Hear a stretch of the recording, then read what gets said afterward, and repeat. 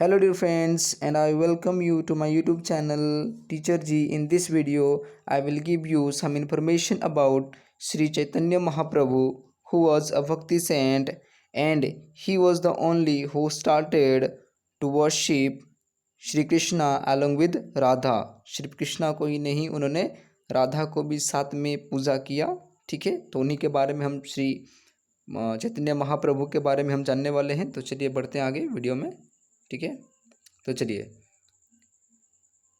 Shri Chaitanya Mahaprabhu was the greatest saint of the Bhakti movement. He is popularly known as Gauranga Mahaprabhu. Sri Chaitanya was born in 1468 AD at Navadvip in West Bengal in a Brahmin family. तो उनका जन्म waste Bengal के नवाद्वीप में हुआ, एक ब्राह्मण परिवार में हुआ 1468 में। Chaitanya's childhood name was Nimai or Vishwambhar Mishra.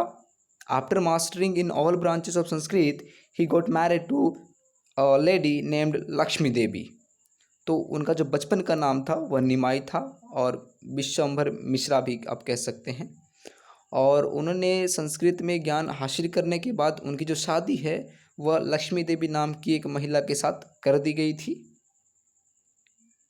Eight the age of 20 और 22, तो 20 या 22 साल उनकी उम्र रही होगी, चैतन्य came into contact with a saint named Ishwarpuri at Gaya in Bihar, who initiated him with hymns of Lord Krishna.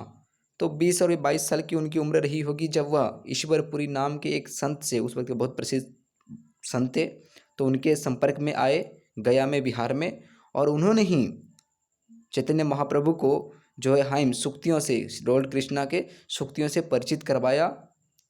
Chaitanya was an exponent of the Radha Krishna cult, और वह उतने प्रभावित हुए उससे कि वो राधा कृष्णा को एक साथ वर्शिप करना शुरू किए।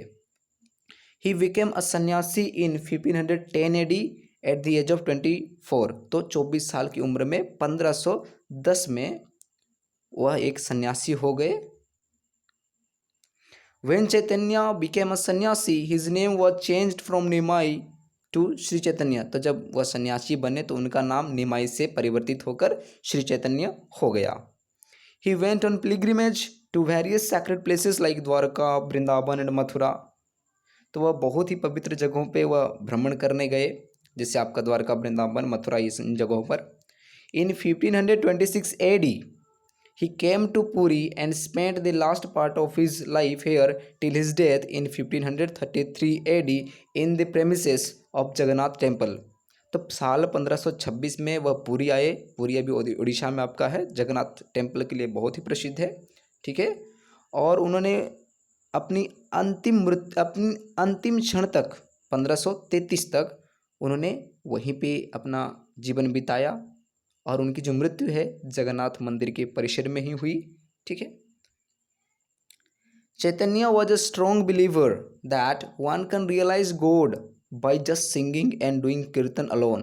तो श्री चैतन्य महाप्रभु जो हैं वो एक बहुत ही बड़े विश्वासी थे किस चीज़ के ना, एक जो आम आदमी है वो भगवान को प्राप्त कर सकता है सिर्फ संगीत करते और कीर्तन करते हुए अकेले, उसको और कुछ करने की जरूरत नहीं है। चैतन्य delivered sermons in favor of unconditional surrender at the feet of Krishna. तो वह अनकंडीशनल सरेंडर मांगते हैं कि आप सब कुछ छोड़ दो, श्री कृष्णा के चरणों में आप सब कुछ छोड़ दो, आपको मुक्ति मिल जाएगी। It is to be remembered that his most favorite disciple was a Muslim named Haridas. और यह एक याद करने वाली चीज़ है, एक बहुत ही महत्वपूर्ण चीज़ है कि उनका जो सबसे प्रिय शिष्य था वह एक मुस्लिम था जिसका नाम हरिदास था। नाम परिवर्तित हो गया उनका, सन्यासी जब बने वो मुस्लिम व्यक्ति तो उनका नाम हरिदास हो गया, और वह श्री चैतन्य महाप्रभु के सबसे प्रिय शिष्य थे।